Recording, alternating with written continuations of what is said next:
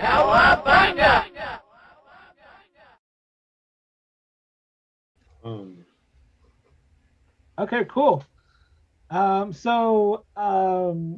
let me share with you all in the chat what some of our students say that they play. Okay, some Super Mario Brothers. Okay, good. We got Mario Kart. Mario Kart, Sonic, Kart. Mario Ooh. Doom, Ooh. Kirby, Rocket League. Again, a very popular game now. Apex, GTA, Halo, Minecraft from day one. Pac-Man on the Wii, Mario on the Wii, Donkey Kong, Halo, Call of Duty, Pokemon.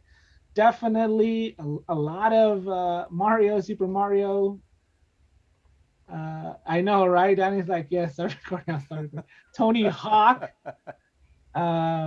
CS:GO. I don't know what that is, Jose. Counter What, Strike what? Global Offensive, bro. Oh, You never heard Counter of that? Strike. That's right, Counter Strike.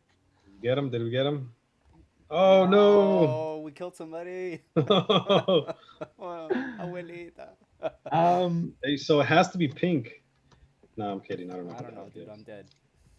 GTA, very violent and very popular game. I love hearing that. I love seeing that meme about GTA 5 and how that has continued to be a thing, even though the game's like, you don't know, like 10 years old or something. Yeah. Actually, Danny, can I ask a question in the chat? Sure. So, for everybody who's listening in, whether on Twitch or on Zoom, one of the things that we're trying to explore with today is, the intersection between ethnic studies and the digital world, right? Specifically video games, right, as one part of the digital world. So in the chat, the question that I want to ask to everybody: what video game and what year do you think the first black character came out? So what video game and what year do you think the first black character came out?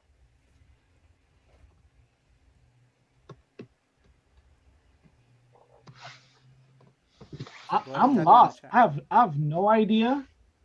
I Same. know I know Halo had a black character in it. Mortal Kombat. That's a great That's true. answer. Ooh. GTA San Andreas for sure. Maybe one of the first video games that had a lead black character. True Crime 2004. Anybody else? Some are saying 2000, 1992, Come on, GTA, folks. Mortal Kombat 96, 1000, True Crime Punch Out, the year 2000, All right. Let me go ahead and give you all a link in the chat. And Atari's basketball. No, the no. game is actually Madden 95, like Super Madden. Okay, Nintendo. makes sense. Yeah.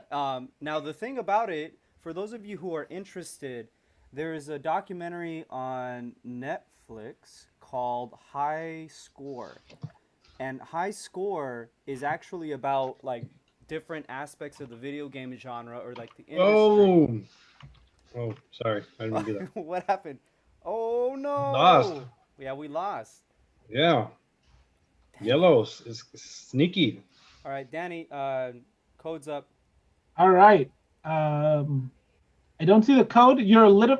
No, Jose, you're in a bit of a lag. All right. So you are where we're watching is probably like a good 5-10 seconds behind it. Okay. So we just saw that the somebody was not an imposter. One imposter Yeah, you're remains. right. There's a little bit Defeat. of a lag. Okay, there's a Sorry, bit of a folks. lag, and that's okay. I mean, for us, that's fine. It's a better. So, um, do you want to start a new group? Are they? I don't know if anyone here are those our players or not. I don't know if you want to start a new one. Yeah, we Yeah, got I we. couldn't enter anymore. It says it was full, but that's fine. I'll skip out this round if you guys want to let some students in. Yeah. So we have a full house right now. It only maxes out at 10. Yes, that's full. Cool. All right. So bear with us. We have until 7 o'clock, everybody. So we have about 40 more minutes. Um, for my students in the class, you all can just play one game and then bounce. Or you can join in on the Zoom, screenshot it, and then bounce. I mean, I won't know how long you were here. It'll hurt my feelings eventually, but whatever. But yeah, we're full now. All right, start it So up. let's go ahead and. Oh man. So let's go over to our next question that we have here tonight. Oh, Danny, can I finish high score real quick, and then we can go to that? Go for it. Oh yeah, yeah, go for it. Go for it. Yeah, so if you all are interested in learning more about like how video games become video games, High Score on Netflix covers just about every aspect of video games. But Madden 95 was the first video game to have non-white players, right? So the interesting thing about that, madres. Sorry, give me a sec. How do I do this? Okay. Madden 95 drew a lot of controversy where a lot of people were like, we're gonna boycott Madden, we're gonna boycott the whole video game industry. And if you all remember, like Super Nintendo characters, they're just like blocks, so you really can't tell who's who or what's what. It's just like blocks for humans. But the fact that people's racism is so strong that they didn't want that little black character anywhere near their white character, right? So, yeah, High Score is a great documentary series to watch. It's like 5 episodes, like 40 minutes each. So, highly recommend it. But sorry, Danny, go ahead and go with your next question. Thank you, Jose. A couple of things that I wanted to address. We had one of our one of our students today, right now, ask us, what if they don't know how to play? So can you go over a little bit about how Among Us works and how you play the game so that if they're able to get on, they can be familiar with it? Yeah. So Among Us is a social deduction game, right? So you have a certain set of tasks that everybody's supposed to do. You have, people that you can chat with people, and you're trying to figure out who is the imposter. One thing that I want to recommend to everybody is on YouTube, there's a realistic or like a high graphics Among Us like videos. Like, so if you were to see Among Us in like high graphics, what would it look like? They just released the finale today, which is actually pretty cool. It looks like Hollywood cinema worthy. But the one cool thing about Among Us is you're able to collaborate with people and kind of figure out like, hey, why are you saying that white did it, right? Or why are you saying that brown did it? And you're supposed to support it with evidence, which is kind of what we do in my classes, right, students? But Among Us, the one bad thing about Among Us is because it's so social, the second that most people stop playing it, it will probably fall out of favor, right? So Among Us now is like at the very end of its life, if you will, whereas something like CSGO or Call of Duty is still very, very popular. So, yeah. Awesome. Thank you, Jose. I have another question for our students. And I'm curious, what do you all think are some common stereotypes that surround video game culture? And for Ricardo and Jose, as our students are sharing some stereotypes that surround video game culture, I'd love to hear your thoughts on how these stereotypes impact gaming. You want to start off, Ricardo? Yeah, I know when I first started playing Call of Duty 2 online, it was the whole, how would I say it? You would get in the lobby, and the lobby was pretty much a free-for-all where everyone can talk and say whatever's on their mind. And I tended to play with a lot of Hispanics. And I remember we would start talking, and we would say certain words in Spanish, and out of nowhere you start hearing other people go back to Mexico and all kinds of other racial slurs. So in that sense, I gotta say it was very, I guess it's in a sense online bullying and just racism in general is very prevalent. I don't know. What are your thoughts, Danny? One of the things that has been added on the chat is age and gender. So I did ask, what about age and what about gender? Thomas added that everybody from that culture is violent. I think that's a very common stereotype, right? That playing video games can somehow or makes us violent, right? Makes us violent. It makes kids violent. And in some respects, go ahead. Yeah. So real quick about that. So one of the things about the High Score documentary series that I recommended to everybody was that they covered Doom, right? And Doom was the first person shooter, right? Back in like 96 or whatever, right?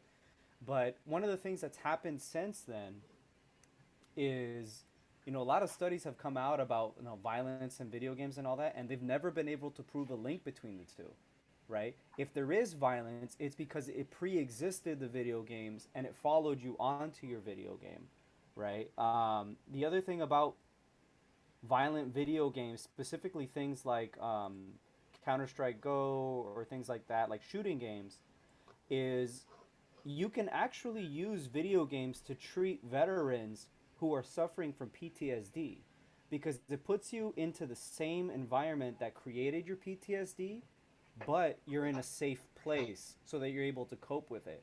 Now the science is still it's still very, very new, right? So we're not able to like give a definitive answer yet, but it's very promising, right? Because I mean, for those of you who all know, like I think it's like 35% of any homeless population in the United States is veteran, right? So veterans make up a huge chunk of the homeless population, right? In part because of the PTSD and other, like dependency issues.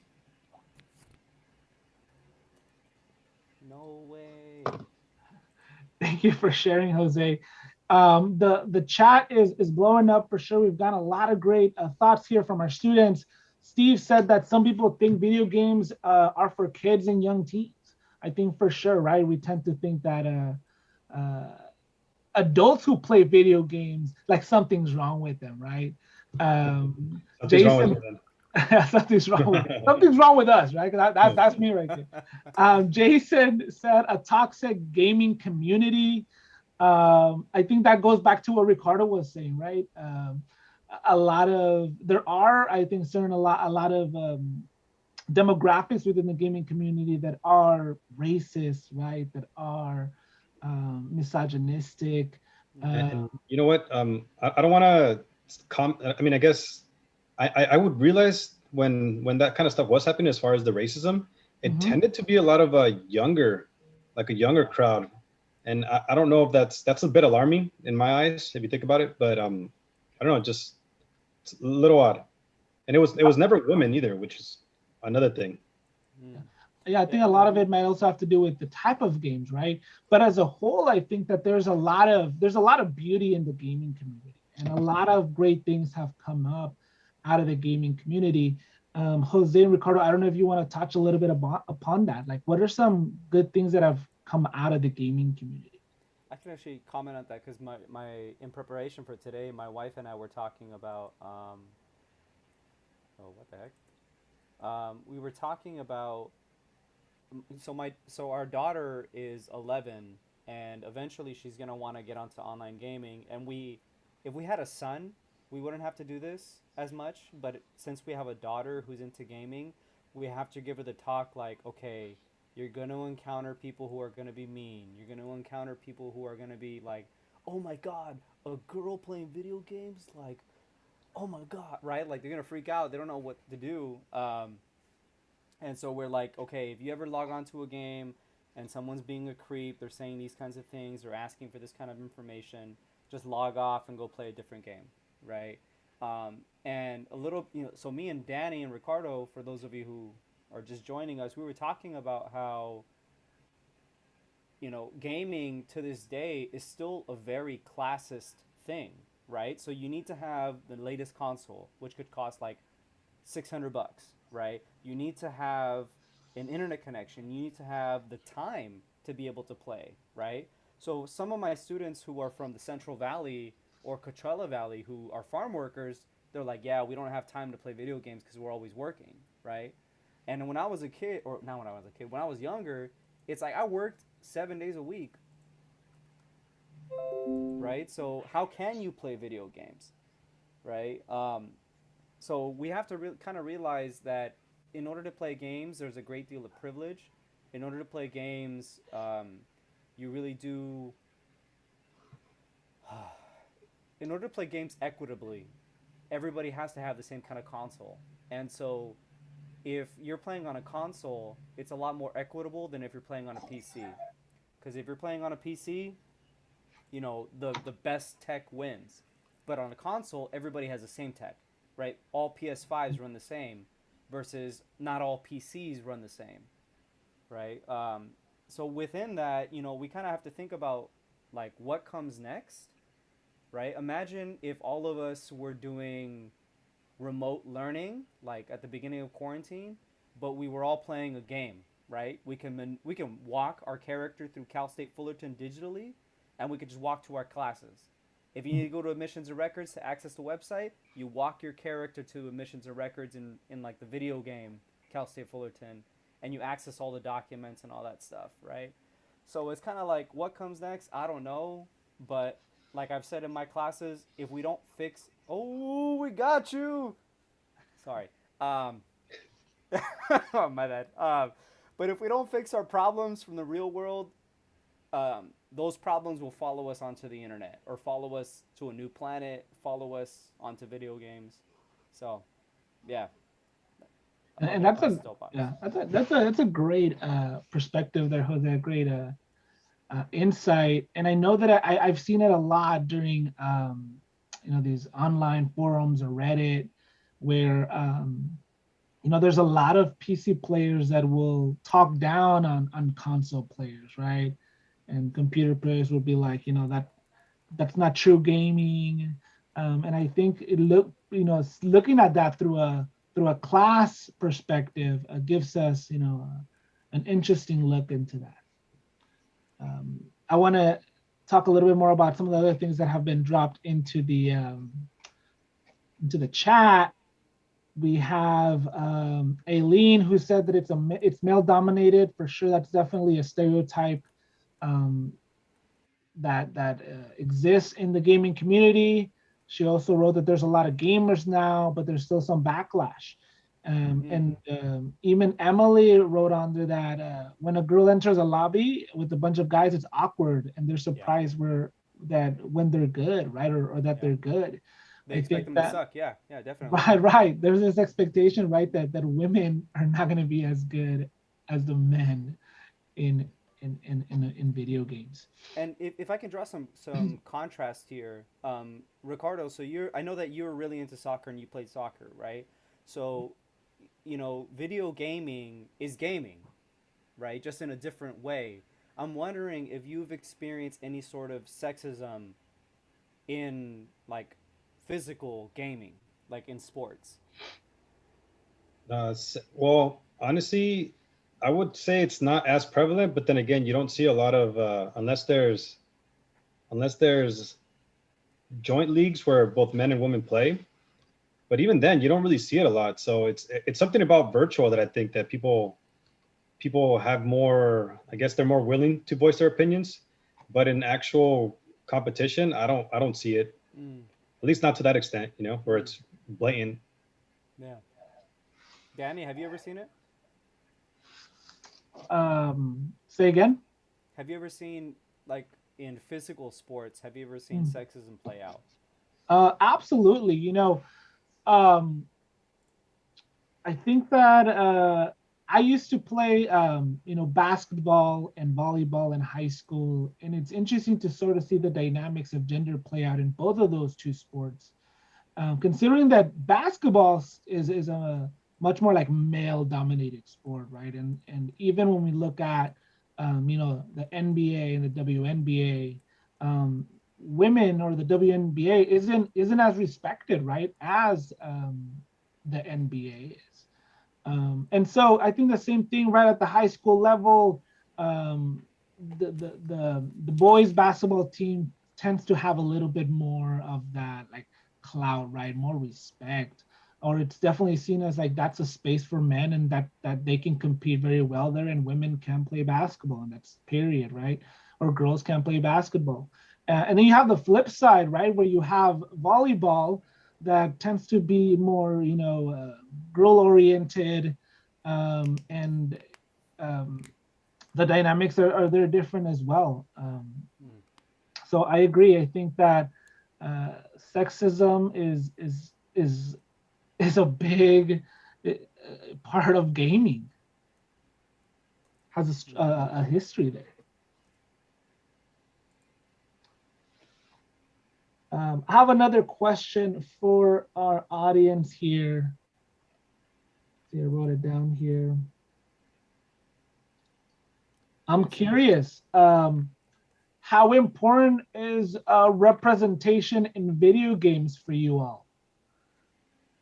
Would you all like to see more video games that have lead characters or main characters that you identify more with?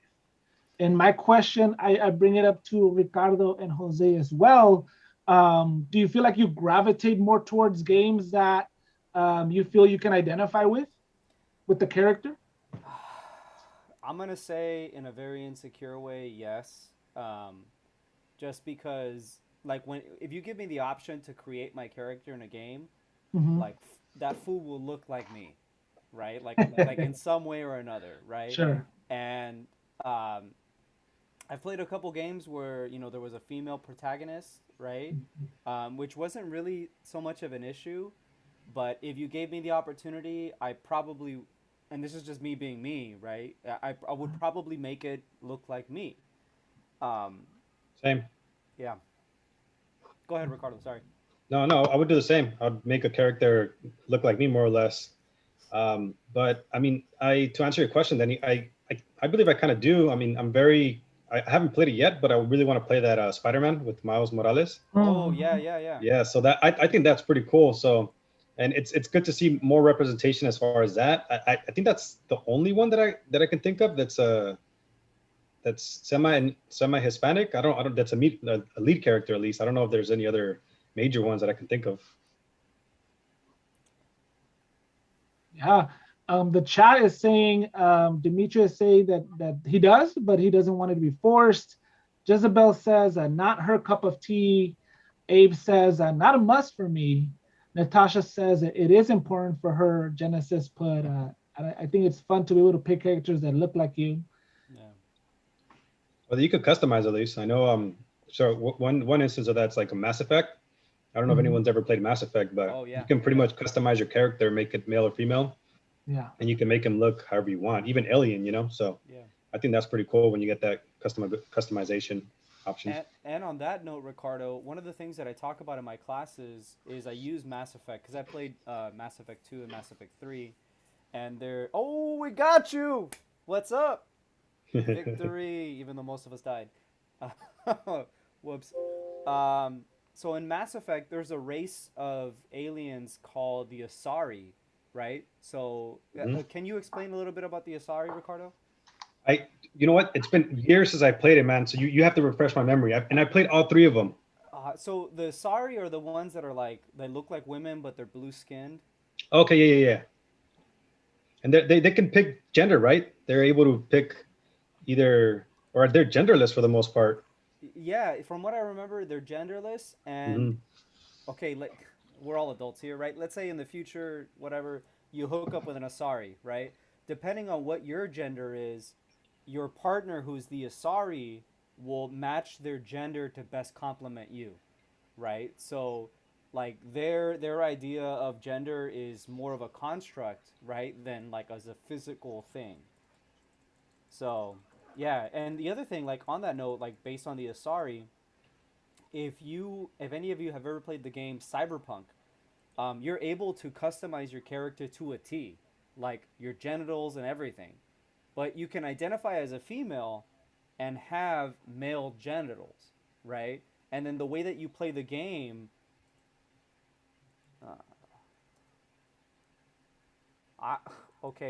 somebody named themselves Jose Zamora. Whomst.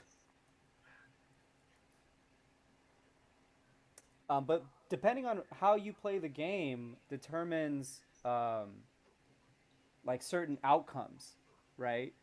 Now, on that note, one of the things that I wanted to kind of bring up. Give me a sec. Sorry, everybody. One of the things that I kind of wanted to bring up was one of the latest games that came out that won Game of the Year was The Last of Us 2 on, I think it was on PS5. And the main character is like a yoked out young girl, right? Like, not young girl, but more like early 20s or whatever, right? But a lot of people had a lot of issue with it. Like, why is she so buff? And in my head, I'm like, why is she not? It's the end of the world, right? Wouldn't you want to be buff at the end of the world, right? But if we think about back to what we were talking about earlier, that majority of the players that are on now are probably privileged, and what does privilege look like in the current world? Well, you're probably a 12-year-old white boy in middle suburbia somewhere, right? Middle class suburbia somewhere. Like, what does that look like? What kind of political predispositions do they have?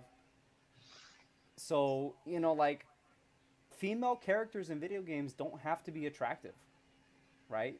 They just have to kick ass, really, right? And if you want them to be attractive, that's something completely different. Any thoughts, guys? Yeah, I think even when we question the notion of attractiveness, right? Attractiveness has different meanings, but a lot of the times when people will say, "Oh, the character's not attractive," is that it doesn't fall into line with what American has defined, the U.S. has defined as beautiful, or what we have conceptualized as what female beauty is, right? And certainly, women with muscles, well, that's not hot, right? That's not beautiful. Lara Croft. I Oh, like Lara that. Croft, yeah, definitely. And the big difference between the old games of Tomb Raider and the new ones, in the new ones, she looks like just like a regular woman, right? Or whatever regular means to you. She's not like ultra plastic surgeoned out, right? In the new one, she gets her ass kicked. In the old ones, she is like a fictional ideal. She's not really a real person. And I would add that I think that earlier video games, or many video games, tend to also over sexualize the female characters. Yeah. That's very true. 100% agree with that. I know that they're doing a remake for Mass Effect, and I think that was one of the things I was reading up on it, that there's a lot of camera shots where it shows the female like parts from angles, and they're taking those out because they're I mean, I guess they're not appropriate, but Yeah. same thing. They're trying to desexualize it, I guess. Right. Yeah. I think most recently, I believe a couple of years ago, Fortnite was criticized for their depiction of their female characters. In particular, I think that they added a little too much physics to the female body in the game unnecessarily, right? And it seems like in the chat they're agreeing that that's one of the frustrating things for female gamers is how they over sexualize the female body. Yeah. It's a great point. Janice says that's why women aren't taken seriously as gamers. Agreed. Abe pointed out there, especially for younger audience, like my brother, 11 years old. Yeah, I think that does have for the young boys, right, that grow up seeing this over sexualization can definitely lead to that toxic masculinity.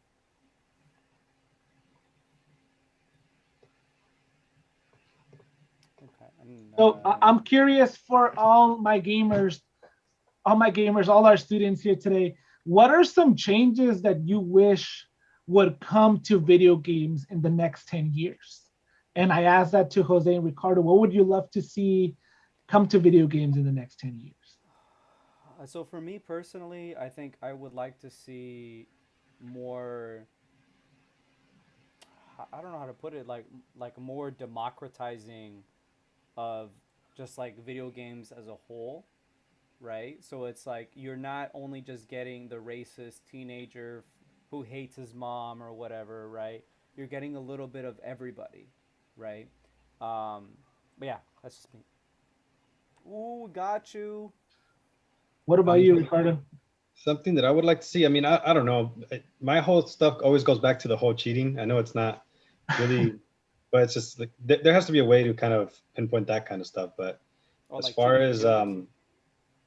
as far as that, I mean, uh, I don't know. Reporting too. There has to be a better way of reporting misuse of just video games, whether it's racist, whether it's being sexist. I feel like there's not enough of that. I mean, I've heard of people's accounts getting suspended here and there, but then, you know, it takes too long, honestly. Yeah. That's a great point. That's a great point. One of the things that I would like to add is I hate microtransactions in games. I think that definitely one takes advantage of younger players No who, DLC. right, DLC for reals, right? I want games to be complete, but then I also don't like how a lot of games will sell skins and all these different Yeah. things in a game at I feel like very expensive rates, and I think that that's definitely abusive of the audience, right? That Especially if you a can't lot afford it or you don't want to waste money on that, you know. I hear you. exactly, That's a good point. exactly. I think it's an equity issue, right? I think that from a young age, um, kids are learning like, oh, um, I'm able to show my wealth by having access to all these different skins and costumes Yeah. and all these things, right? Yeah. And if you remember when we were all kids, at least, the anybody who's over the age of 25, one of our most of our first video game experiences was sitting in somebody's living room with family members or Split friends. screen. Yup, sort of split screen, right? Sitting on the floor, right? And everybody's just playing. Or if you remember, like LAN parties, right, where everybody connects their computers together. Um, you really don't have to do that anymore. But there's a certain aesthetic or a certain thing like need that's being fulfilled by humans playing the same game together, right? It's like a social thing. And Nintendo games should not be considered as kid games in the chat, right? So Alex Rosales, if you want to tell us a little bit more in the chat about what you think, like what do you mean by that? And there's a fake Jose Zamora in here. Yellow, we see you. And trust me, I will find you. There can only be one.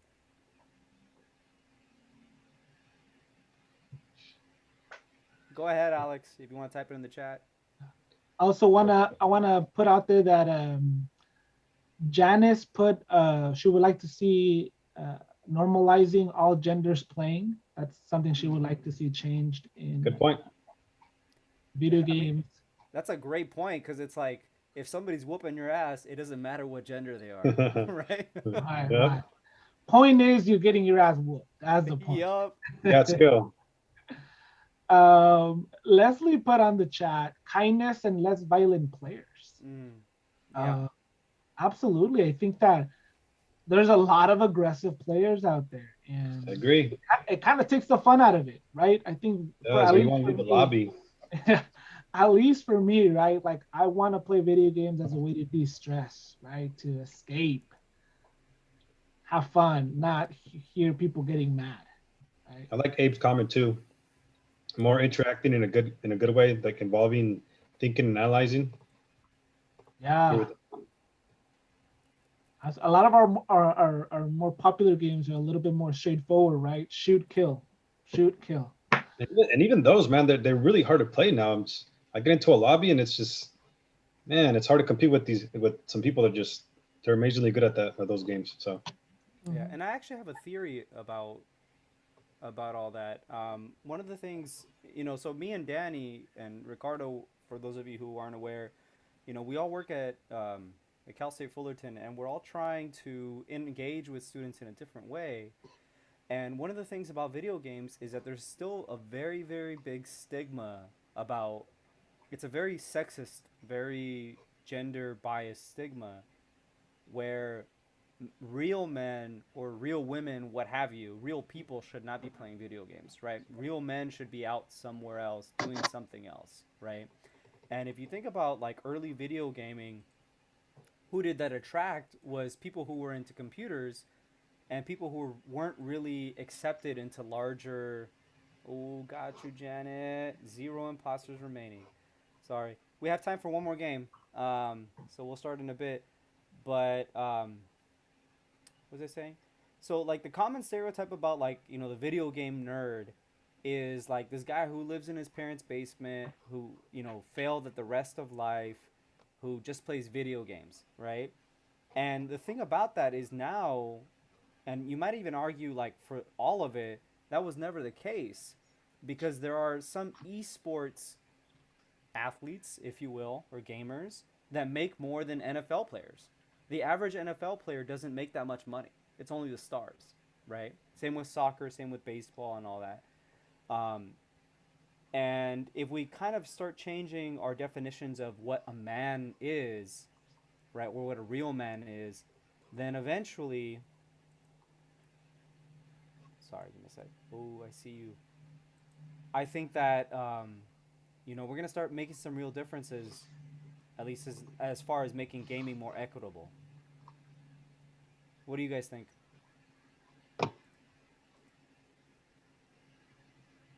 Or like being like in the chat, Abe said like being a girl or a woman and being a car enthusiast, right? There's a lot of sexism there too.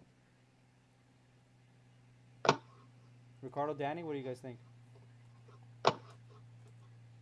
Sorry, give me 1 second. I'm stuck trying to get this. Yeah, man. Yeah, no, I think absolutely. In the U.S., sexism is prevalent, and I don't think there's a single institution where that is not found. I think for sure what Abe says about being a girl or a woman and a car enthusiast, almost like they don't mix, right? Or they don't go well, or you can't be a girl and know how to operate a car or drive stick shift, right? And I think we've covered that earlier when it comes to gaming as well.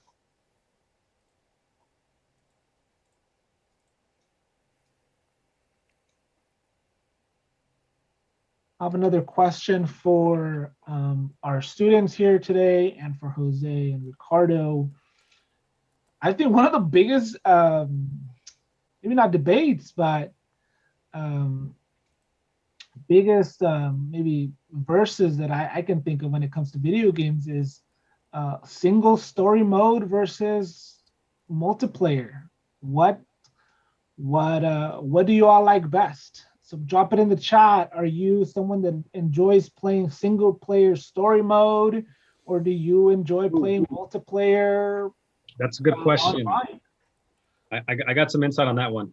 Go for it. Personally, it depends on the type of game. For instance, Call of Duty has a story mode, but for the most part, I don't even touch it. I just go straight to multiplayer. But if it's a role-playing game, I mean, for instance, I'm gonna give you an example of Final Fantasy VII, which is the best game ever. Yeah. The remake is it's a story mode, so it's single player and it's amazing. So I guess it depends on the type of game, but if it's more role playing, then single. If it's shooter, I would say multiplayer. That makes sense. Yeah, my wife and I are currently playing a game called 7 Days to Die, which is like zombie apocalypse where you have to like scavenge for stuff. It's Minecraft basically with zombies and guns. That sounds dope. It's pretty good. It's cheap too. It's like $10. I'm gonna check it out. Yeah, it's a lot of fun. It's really time consuming, but I started playing that at the beginning of quarantine with like a couple friends, and we were all like, "Yeah, this is good practice, right? For like 5 months from now, right? When I need to find toilet paper like at Costco somewhere." But one of the things that I really want to explore with video games is, certain games attract us for certain reasons, right? And if, our current situations change, then the games that we like to play also change, right? Ooh, dead body.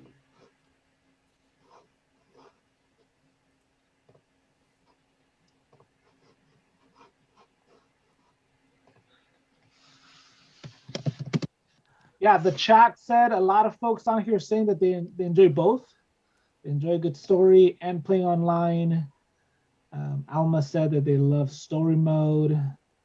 Abe says single more, to be honest, depending on the story of the game. Some are boring. FF7, I'm not sure. What was that game? Final Fantasy 7. Oh, Final Fantasy. Got it. Final Fantasy. How do you not know that, man? Sorry. Yeah. It's a classic. I will say I enjoy playing multiplayer, and if possible, multiplayer co-op. I love a story mode, but I enjoy playing the story mode with someone else. And I think that's one of the reasons why I fell in love with Halo, was because Halo had a two-player co-op story mode. And That's very true.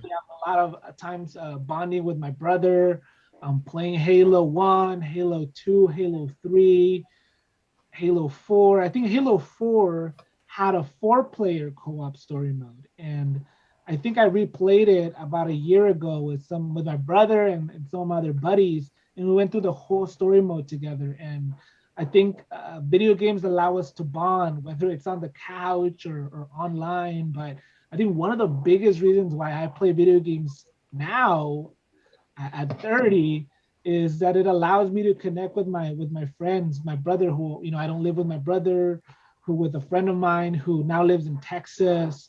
And despite the distance, right, we can hop on, and get on a group chat and play some multiplayer together. I agree with that, Danny. I know it's it's not just people that you know, but personally, when I play online, it's you. Like I have one of my good friends is down in Mexico, and like I met him gaming online. So you get to interact with people from all over the world. I have some friends that play out in Korea as well that I met through gaming online. So it's a good way to kind of bridge those borders of different races and kind of find some common ground. Yeah, I it's funny that you say that, because I have some friends that I play with online that I've never met in person. Right. I even invited one to my wedding. I'd never met before, but I played so much video games with them. I was like, bro, you gotta come through. Did he go? They did it. Still mad at them for it. All right, folks. So we reached the end of our event today. Thank you all for playing. There's a fake Jose Zamora in the audience somewhere, right? Pretending to be me. I'll find you. Don't worry. Yeah, thank you all for joining. Danny, do you want to finish us off? Yeah, everybody, thank you so much. Let me drop in the chat a link to a survey that I have for you all. I think I might have dropped it in there already. Now, let me pull it up real quick. Give me a quick second here. I'm going to stop sharing. Make this a little bit easier on me.